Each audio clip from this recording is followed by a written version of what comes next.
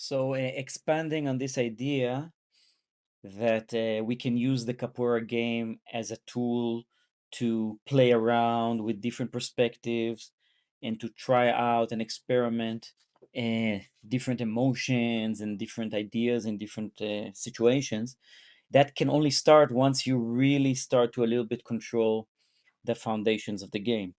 But just like in chess, where in the beginning you might only be able to think one move ahead, and then you might be able to think two moves ahead. But if you start to think more of that, it's too much for you to hold. But the chess masters, they can hold the whole games and they can play multiple games parallel, in their head. So it's basically just a training. And there comes a point that you can start to play capoeira games in your mind. So you can, let's say you have an idea, you get an idea of how to create a situation where you can get an advantage. So now you play it out in your mind, and you play it out, of course, with imaginary partners. But then there's another cool step you can do, that instead of imaginary partners, you start to put people that you know. Yeah. And how would this friend, how would he react in that situation? Oh, he's sneaky, he would probably find a way out, right? Oh, this guy for sure, I'm gonna catch him because he gets reacted by his ego. So for sure it's gonna work. So you start throwing in people, and this way you can get a huge amount of practice, in your mind, visualizing the game and looking for opportunities. And then, of course, you take it to the real circle and you practice, and you see that sometimes it's exactly how we imagine, sometimes it's not at all, and we go back to the drawing board. Um, Once you get good at that, you can start playing around, not just capoeira games. You can play around with ideas, but you treat the idea as if it's a capoeira game. So just like I would sit down in the circle and shake the hand of my partner and look him in the eye and listen to the beating bow and get into that oneness, into that center, because I'm about to play a game with a person. Same thing I will do with an idea.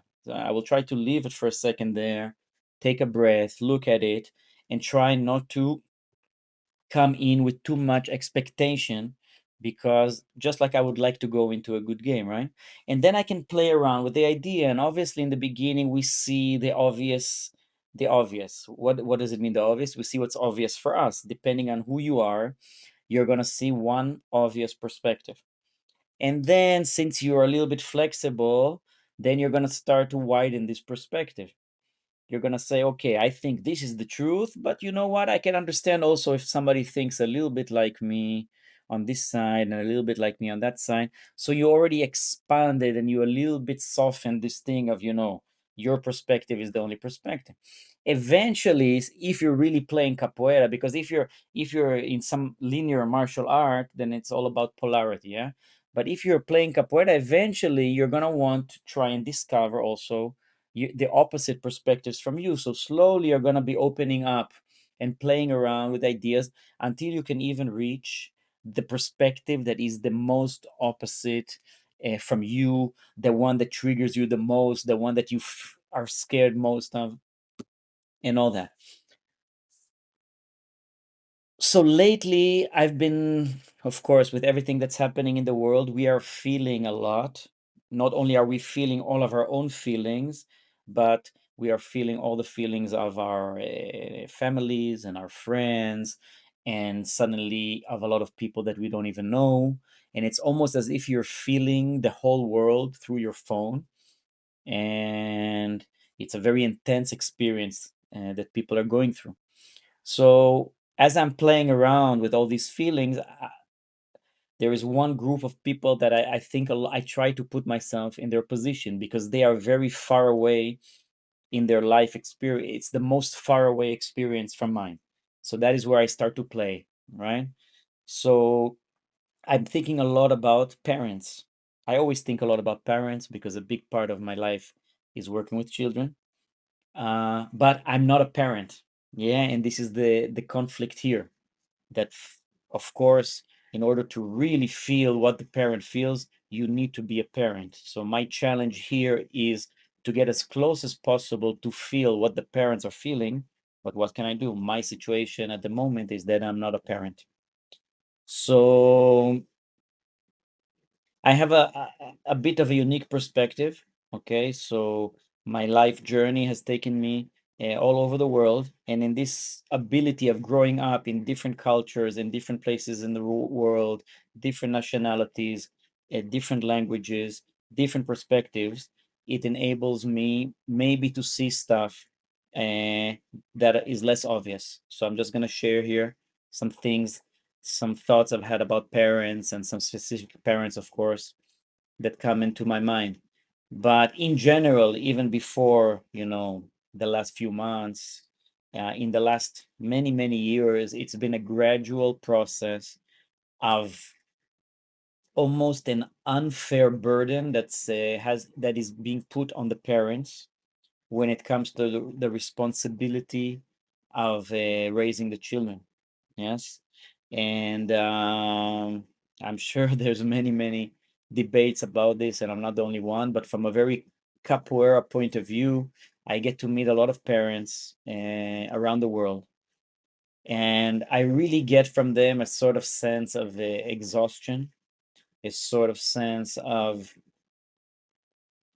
uh, almost helplessness. And from where I'm sitting, I see them like as such brave people, and I really, a big part of our life mission, our life goal, it comes with this, compassion to the parents, because we all know it takes like a village to grow a child. And in the past, it used to be like that. And when it's a community and it's a village, then the child learns from everybody, and everybody is responsible. Okay. But as communities and villages disappeared, and we went into cities, and it became very, isolated, then that aspect slowly died away. Okay. Uh, we have the aspect, that parents are just coming here, doing their own journey, no training, no education whatsoever, and they sort of have to figure it out on the way. And that comes, I guess, with a lot of sometimes um, feelings of regret, or feelings of, guilt, that maybe you made mistakes, which is obvious, and so that whole thing. And specifically now we're focusing on the last week, so I'm trying to think, for example, how does it feel? One of my best friends has two very, very young children, like a 2.5-year-old and a 6 month. How does it feel to be the parent of just born children coming into this reality, this uncertainty? And or another one is a good student in Israel that has been training for like 12, 13 years, and both of his sons grew up together in capoeira, young, went through the whole program, and now he finds himself with his two boys in the army, yeah, during this time of war. And I wonder how that feels, yeah, to grow two boys, healthy boys, to the age of 18, 20, and then send them to a war that you don't believe in, that you don't want, that with a government that you don't support. And wow, that's, yeah, that's heavy.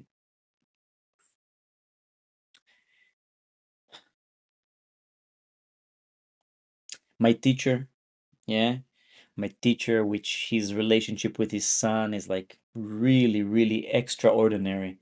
Yeah, imagine a capoeira master that dedicate his whole life to raising a child with, using our philosophy, our methodology, all the games, all the techniques, all the obstacles, for many, many, and exactly at this moment where the flower is blossoming at age 18, 19, the peak of the abilities, the peak of everything they've been you know working for, and this happens. Yeah, wow.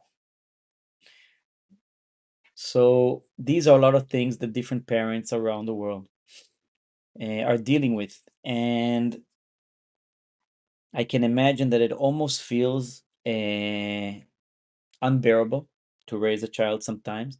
But a lot of these parents, actually all of these parents, they are very, um, they have a lot of hope and a lot of courage, and they're doing an amazing job. So even though I'm not a parent myself, I've sort of, touched the lives of probably tens of thousands of children over the last 25 years. Uh, on the mats, teaching 5, 6 hours a day, every day for many, many, many, many years. And every weekend, flying around the world and teaching seminars and all that stuff. And it's not one-time experiences. So I have this very long experience with kids that maybe at age 5, 6 started capoeira, and today they are already bringing their children into different communities around the world. So I've seen how capoeira affects the families and how capoeira affects communities where it's taught. And I'm very, very enthusiastic and very, very optimistic that as we get more and more teachers out there with the knowledge of how to teach capoeira, it's gonna be like a very fast effect of spreading this kind of almost healing medicine, because capoeira it, it started out as medicine, and in the Volta ao Mundo, which is the philosophy, the karma of capoeira, it's coming back to be a medicine, which is what it was always supposed to be. It's a social medicine, and you're going to see it in the next few years.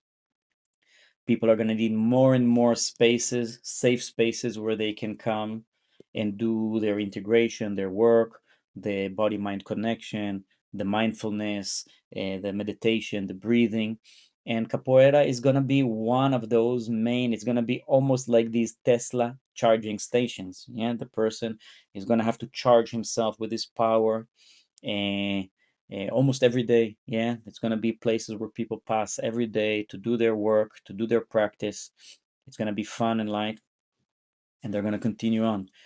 um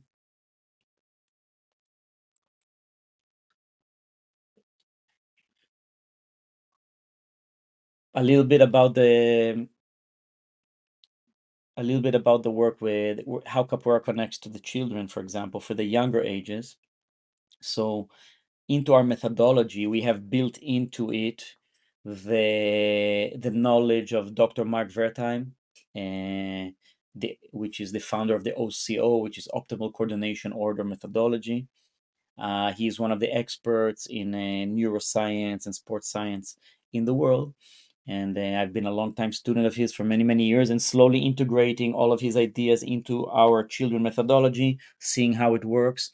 And it's come to a point that even he says that capoeira is one of the most perfect activities when it comes to wiring the first layer of the children's brain, because when you download the first layer of applications, it's all happening through movement, it's all happening through the senses. And the better this first application is in the beginning, afterwards the easier it is to learn anything, to master anything. So we have that already built in to our children work. And many of the teachers around the world which are just copying the games and just doing, it's already having this effect even if they don't understand the science behind it. But it's happening, and soon we're going to have more and more people that understand the science, and they can improve, yeah, and make the correct adjustments for every culture, for the language, for the culture, for the body types, and so on.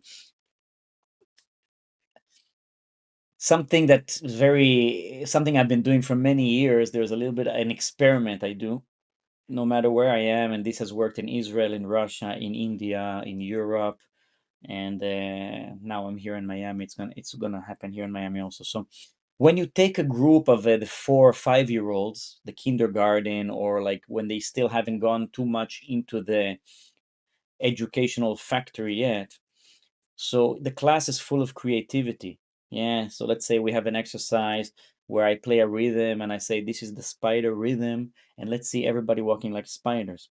So if you have 10 children, you're going to get 10 different kind of spiders. Each one is going to find his own unique way of walking like a spider.